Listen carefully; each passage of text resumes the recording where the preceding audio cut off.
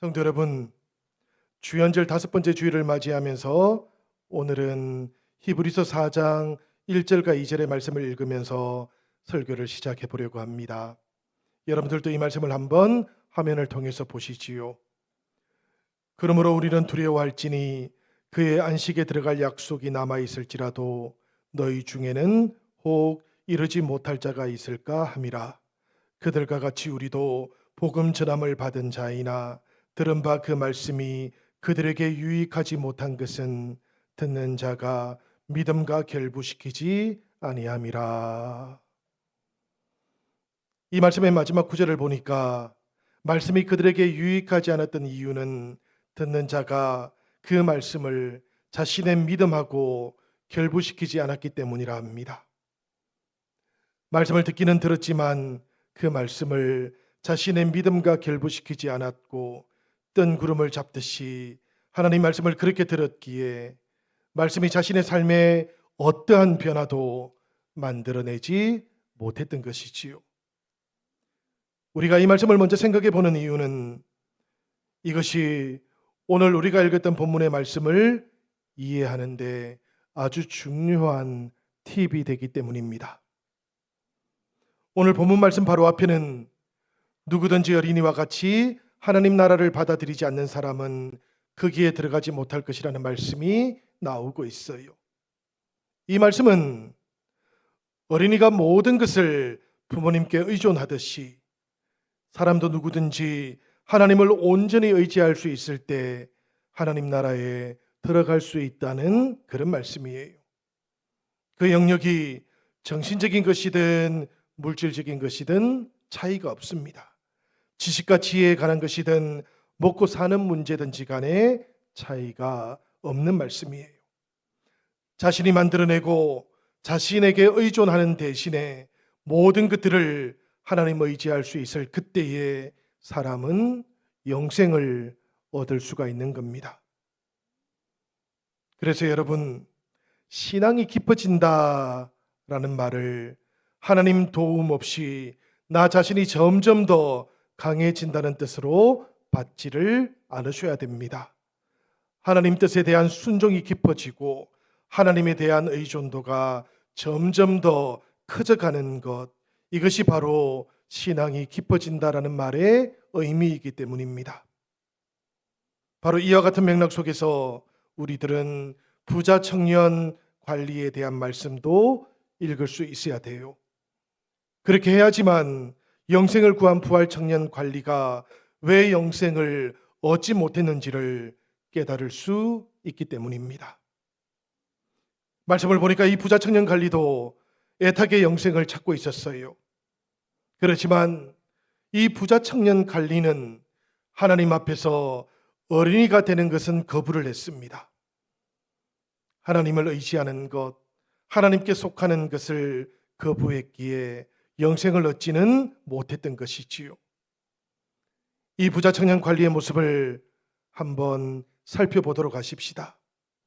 이 사람이 예수님을 찾아왔어요. 그리고는 예수님에게 이렇게 묻습니다. 선한 선생님, 내가 무엇을 해야 영생을 얻을 수 있겠습니까? 이 물음은 얼핏 생각해 보면 참 좋은 물음처럼 들립니다. 바리새파 사람들이나 사두개파 사람들 혹은 율법학자들은 예수님을 공경에 빠뜨리기 위해서 물음을 던지고 있었거든요. 혹은 그렇지 않다면 예수님을 찾아왔던 사람들은 대부분이 현실적인 문제들을 가지고 찾아왔습니다. 질병을 고쳐달라고 했지요. 현실적인 필요들도 채워달라고 그렇게 예수님을 찾아왔던 겁니다.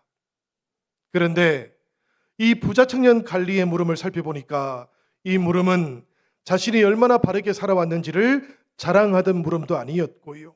예수님을 공경에 빠뜨리려고 했던 그런 물음도 아니었어요. 그야말로 영생을 얻기 위해서 예수님을 찾아왔던 것이고 그 영생을 얻기 위해서 무엇을 해야 하느냐고 그렇게 묻기 위해서 예수님을 찾아왔던 것이지요. 성도 여러분, 때로는 우리가 물음을 보면 그 사람의 관심사를 알아볼 때가 있습니다. 그리고 반대로 이 물음을 던진 사람을 헤아려 보면 물음의 의미도 깨닫게 될 때가 있지요. 성경은 우리들에게 이 물음을 던졌던 사람을 알려주고 있습니다. 마가복음은 우리에게 어떤 사람이라고 그렇게 알려주고 있고요. 마태복음은 청년이라고, 그리고 누가복음은 어떤 관리라고 이렇게 알려주고 있어요. 그리고 마태, 마가, 누가복음 모두가 다 공통적으로 우리에게 알려주고 있는 것도 있는데요. 이 청년이 부자였다는 겁니다.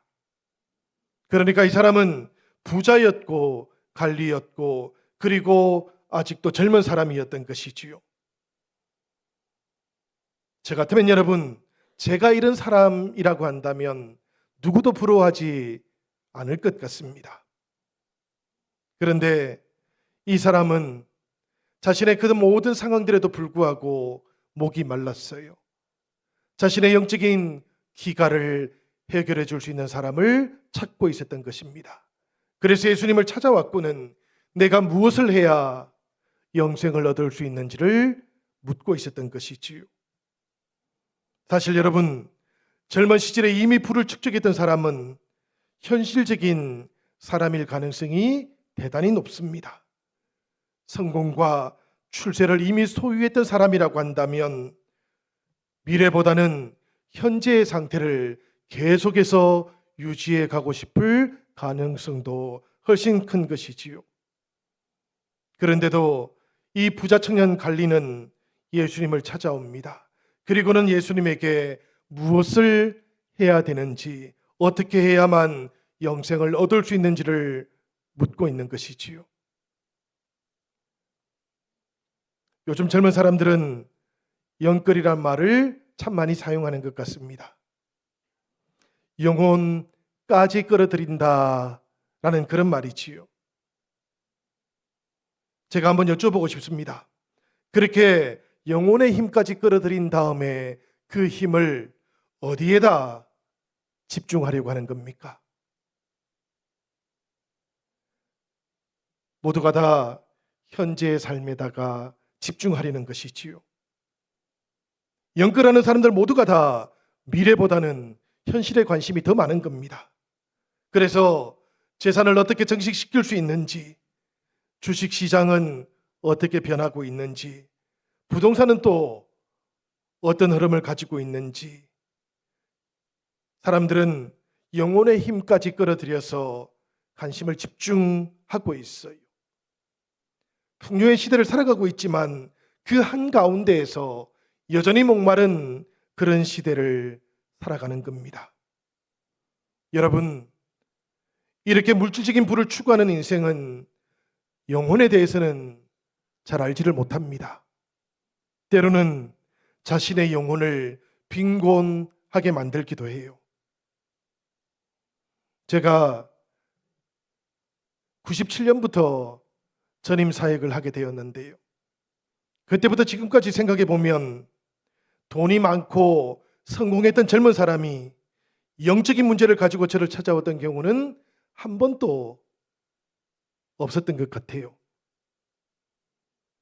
그런데 오늘 말씀을 보니까 젊은 이 청년 갈리는 영생에 대한 질문을 가지고 예수님을 찾아왔던 겁니다.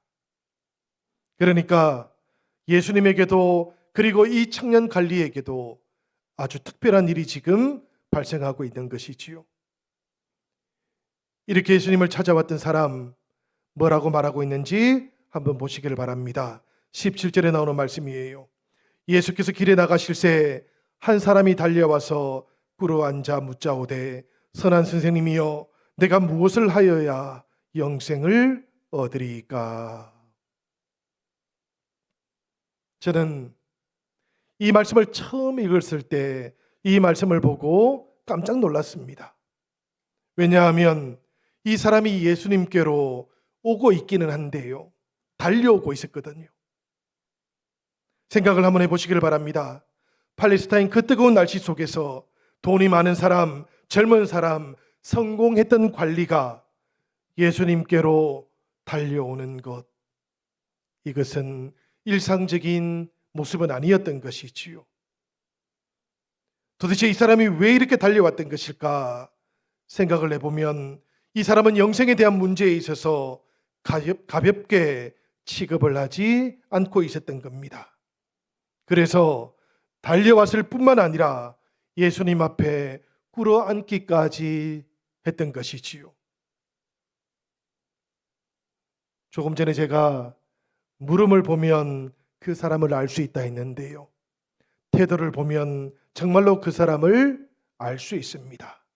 이 사람은 영생에 대한 물음 앞에서는 너무나 간절했던 것이지요. 그래서 이 사람을 보셨던 예수님도 이 사람을 사랑하게 되셨던 겁니다. 참으로 매력적인 사람이라고 그렇게 생각을 했던 것이지요. 사랑하는 성도 여러분, 우리들도 영생에 대한 이 물음 앞에서만큼은 우리 주님 앞으로 열심히 달려가는 성도들이 되기를 바랍니다. 영생을 위해서라면 나를 내려놓고 우리 주님 앞에 무릎을 꿇을 줄도 아는 그런 성도들로 살아가시기를 우리 주님의 이름으로 축복합니다.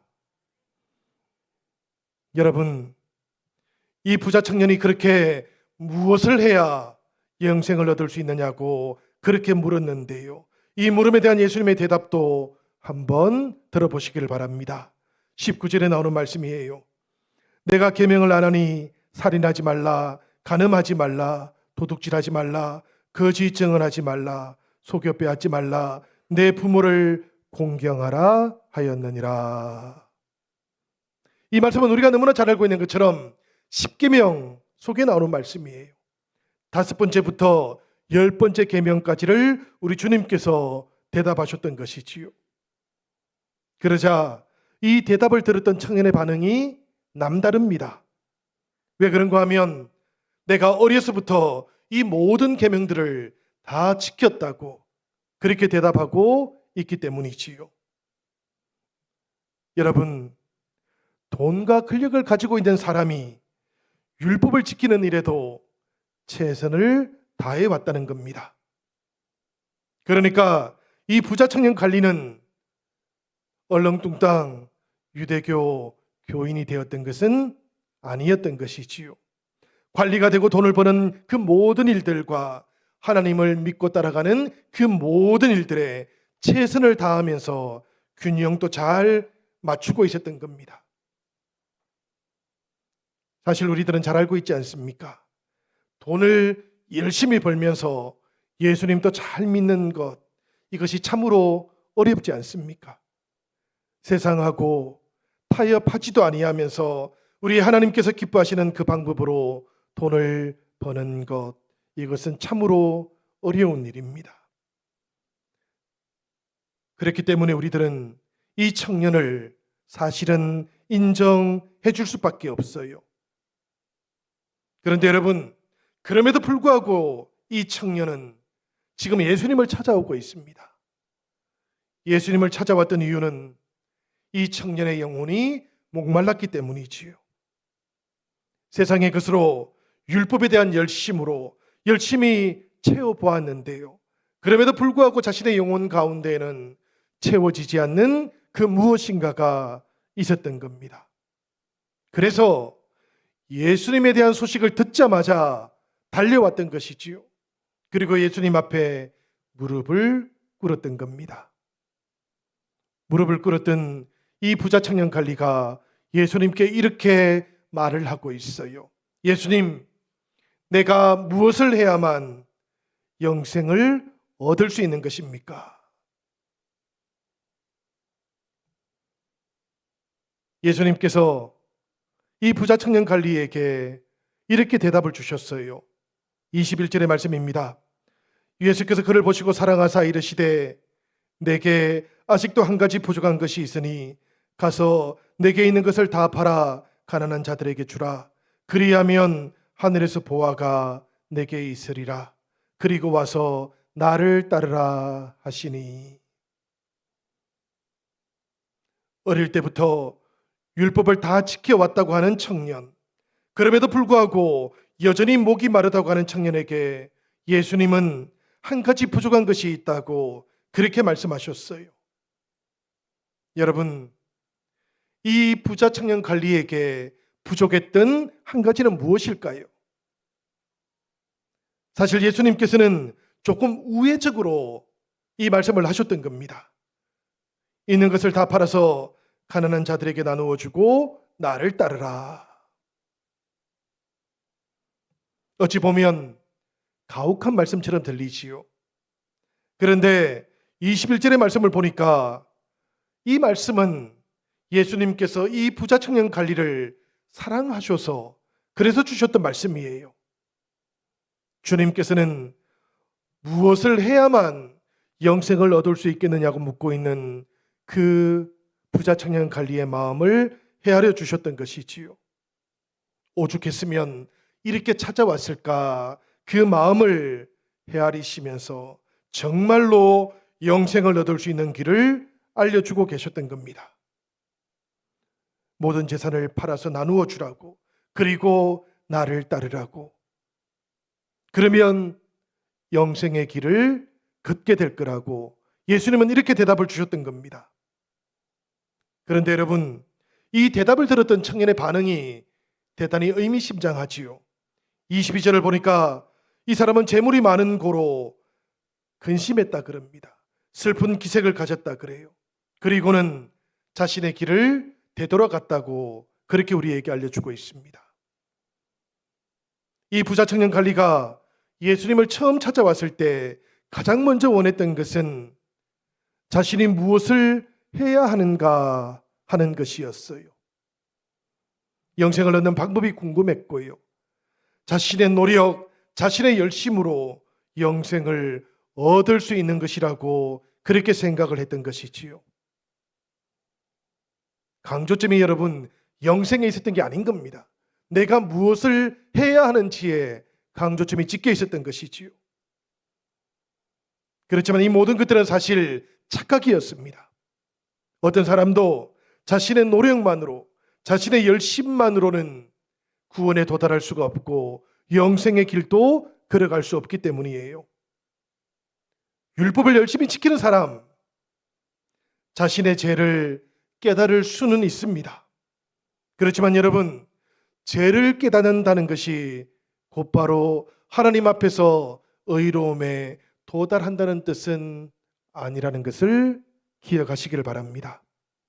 결국에는 하나님의 은혜를 구해야 되고 그 은혜 앞에서 믿음의 길을 걸어가야만 하는 것이지요. 열심이라고 하는 것도 마찬가지입니다. 은혜가 없는 열심은 자기 만족에 사로잡힐 수는 있어요. 그렇지만 이 열심이 하나님을 만족시키는 길은 아닌 겁니다. 우리들도 때때로 이런 분들을 볼 때가 있지 않습니까? 자신의 힘을 의지하면서 신앙생활을 하시는 것이지요. 그런 분들은 우리들에게 이렇게 말을 합니다. 열심히 교회를 다니고 헌금도 하고 그리고 봉사도 하는데 무엇이 문제냐고 이렇게 묻는 것이지요. 그렇지만 여러분, 여기에는 대단히 중요한 문제가 하나 있습니다. 이런 신앙생활의 주도권이 하나님이 아니고 그 사람에게 있기 때문입니다. 주도권이 자기 자신에게 있다고 한다면 그 길은 영생으로 가는 길이 아닙니다. 출발부터가 잘못되어 있는 길일 뿐인 것이지요. 영생은 여러분, 우리 힘으로 획득되는 것이 아니고 하나님의 편에서 우리들 모두에게 은혜로 베풀어 주시는 길이라는 것, 이것을 기억하시기를 바랍니다. 그런 우리들 모두는 이 은혜 속으로 나아가기 위해서 예수 그리스도라고 하는 그 이름을 힘입어야만 하는 것이지요. 바로 그때 우리들은 비로소 영생의 길을 시작할 수가 있는 겁니다. 물론 여러분, 때때로 구원의 확신을 가지는 것도 필요합니다. 그렇지만 동시에 이것도 기억을 하시기를 바랍니다. 구원이라고 하는 것, 영생이라고 하는 것, 이것은 나의 확신의 유무와 상관없이 이루어질 수밖에 없는 일입니다. 왜냐하면 구원은 나의 뜻을 통해서 이루어지는 것이 아니고 하나님의 뜻을 통해서 이루어지는 일이기 때문이에요. 구원파가 잘못 생각하고 있는 지점이 바로 이 지점입니다. 그들은 구원이라는 것을 사람에게 속해 있는 것이라고 생각을 해버리는 것이지요. 그래서 자꾸만 사람의 확신을 요구하는 겁니다. 그렇지만 구원은 하나님께 속해 있는 것이에요. 나의 확신의 여부와 상관없이 이루어지는 일, 좌우받지 않고 이루어지는 일, 이것이 바로 구원의 길이고 영생으로 이르는 길이라는 것을 우리들 모두가 기억하시기를 바랍니다. 때때로 사람들은 그리스도교 신앙을 종교라고 하는 카테고리로 분류를 해요. 일반적으로 그렇게 분류하니까 우리들도 그렇게 받아들이기는 하지요. 그렇지만 내용을 생각해 보면 사실은 이 종교 생활하고 신앙 생활은 완전히 다른 겁니다. 종교는 인간으로부터 시작해 가지고 인간에게서 끝이 납니다. 반대로 신앙생활은 어떻습니까, 여러분? 하나님으로부터 시작해 가지고 하나님에게서 끝이 나는 것, 이것이 바로 신앙생활인 것이지요. 그러니까 신앙생활을 정확하게 뒤집어 놓은 것이 종교생활인 겁니다. 부자 청년 관리는 그동안 신앙생활을 해왔던 것이 아니에요. 종교생활을 해왔던 것이지요. 자기로부터 시작을 해가지고 자기에게서 끝이 나는 그 종교생활을 해왔던 것이고, 그래서 계속해서 목이 마르고 있었던 것입니다. 그래서 예수님을 찾아왔던 것이고요. 그리고는 이렇게도 물었던 것이지요. 내가 무엇을 해야만 영생을 얻을 수 있는 것입니까? 이 사람을 향해서 주님은 정반대로 이야기를 하세요.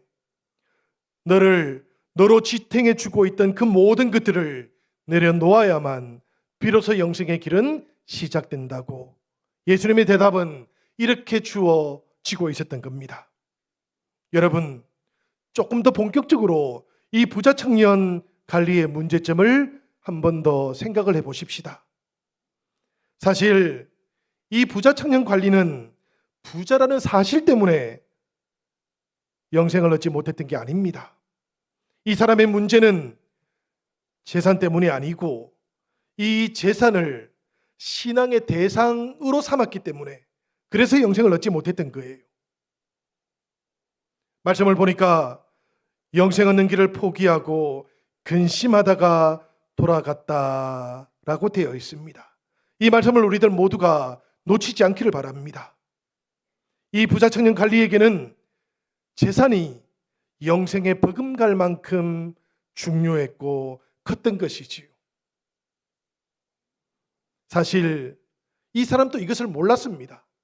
예수님을 만나기 전까지는, 그리고 예수님의 말씀을 자신의 삶 가운데 적용해 보기 전까지는 몰랐던 거예요. 그런데 주님의 말씀을 듣고 그리고 주님을 만나고 나니까 모든 것들이 확연하게 드러나기 시작했던 겁니다. 자신은 영생이 아니고 재산을 택했던 사람인 것이지요. 자신은 주님이 아니고 돈을 택하고 있던 사람이었던 것이지요. 그래서 근심하게 되었던 겁니다. 그렇게 근심하고는 결국에는 돈을 선택하는 길로 나아가고 말았던 것이지요. 마태복음 6장 24절을 보면 이런 말씀이 나옵니다. 너희가 하나님과 재물을 겸하여 섬기지 못할 것이다. 이 말씀을 보면 여러분, 하나님과 재물을 겸하여 섬길 수 없다는 주님의 말씀이기는 한데요, 이 말씀은 뒤집어 보면 이런 뜻이기도 해요. 사람은 재물을 하나님처럼 섬길 수도 있다. 물론 여러분, 돈을 앞에 두고 절을 한다는 뜻은 아닙니다. 그 대신에 자신의 생존을 가지고 있는 재물에다가 의존하도록 그렇게 만들 수는 있다는 뜻이에요.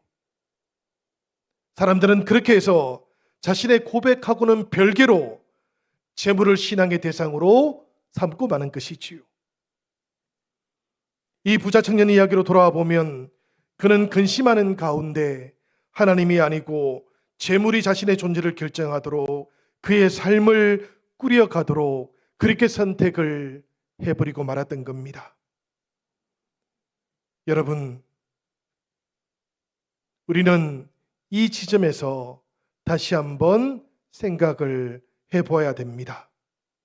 이 말씀은 물론 구원을 받기 위해서 재산을 다 포기해야만 된다라는 그런 말씀은 아니에요. 복음은 금욕주의를 주장하지도 않습니다. 부와 가난이라고 하는 것이 구원의 기준이 되는 것도 아니에요. 생각을 해보시면 여러분, 가난하게 되면 구원받기 더 좋은 상태가 되는 것도 아니지 않습니까? 가난해져 버리고 나면 오히려 더 탐욕적인 사람도 될 수 있기 때문입니다. 오늘 본문의 말씀, 그 뜻은 이런 것이지요. 부자 청년이 어려서부터 율법을 지켜왔다, 이렇게 대답을 하고 있는데요. 그렇게 율법을 지켜왔던 자신의 인생, 자신의 노력, 자신의 열심이 영생을 얻을 수 있는 것은 아니라고 예수님께서는 그 착각을 지금 깨트려 주고 계시는 겁니다. 재산을 팔아서 가난한 자들에게 나누어 주고 나를 따르라는 그 주님의 말씀 앞에서 이 부자 청년 관리의 연약함이, 그 약함이 지금 드러나고 있는 거예요. 여러분, 이 부자 청년은 오랫동안 알지를 못해 왔습니다마는 사실은 첫 번째 계명을 어기고 있었던 것이지요. 5번째부터 10번째까지 사람들 눈에 보이는 계명들은 열심히 지킨다고 했지만 정작 눈에 보이지 않는 계명들, 하나님을 향한 그 계명들은 처음부터 어기고 있었던 겁니다. 그러니까 이 첫 번째 계명을 깨트리면서 이 사람은 사실은 다른 모든 계명들도 깨트리고 있었던 사람인 것이지요. 한 가지 부족한 것, 그것은 여러 가지 중에서 하나가 아니었고 가장 결정적인 것 하나를 이 사람이 깨트리고 있었던 겁니다. 여러분, 그렇게 이 부자 청년 관리는 예수님과 세상 가운데에서, 영생과 자신의 재산 가운데에서 저울질을 하고 있었던 것이에요. 누구보다도 영생을 갈망했던 사람이기도 했습니다. 누구보다도 목이 말랐던 사람이기도 했습니다. 그래서 간절한 마음을 가지고 예수님께로 달려왔고 예수님 앞에 무릎을 꿇기도 했던 사람이기도 했었어요. 그렇지만 이 사람의 모든 여정은 정확하게 여기까지였습니다. 자신의 앞에 빛이 비추고 있었어도 그는 다시 돌아섰고 그리고는 어둠 속으로 되돌아가 버리고 말았던 것이지요. 성도 여러분, 주연절 5번째 주일을 맞이한 오늘은 우리들도 이 부자 청년 관리의 모습을 통해서 우리들의 신앙의 모습 돌아볼 수 있으시기를 바랍니다. 오늘 나에게 한 가지 부족한 점이 있다고 한다면 그것은 무엇인지도 돌아볼 수 있으시면 좋겠습니다. 내가 정말로 사랑하는 것, 그것은 무엇인지도 돌아볼 수 있으면 좋겠어요. 그리고 내가 정말로 사랑하는 것이 하나님이시기를 기원합니다. 여러분, 부자 청년 관리의 그 마음은 아주 분명했어요. 그는 근심했지만 자신이 원했던 것을 향해 나아갔고 그렇게 세상 속으로 나아간 다음 돌아오지를 않았던 겁니다. 우리들은 근심하지 않고 떠나지 않고 혹여 근심하며 떠났다면 다시 돌아오시는 그런 시간도 되시기를 바랍니다. 그렇게 우리들 모두가 우리 주님의 품 안에서 이 영생의 삶을 놓치지 않으시고 그리고 소유에도 소유당하지 않으시고 그렇게 영생의 세계에 함께 눈을 뜬 존재로 살아가시는 우리 영신의 모든 가족들이 되시기를 우리 주님의 이름으로 간절히 축원드립니다.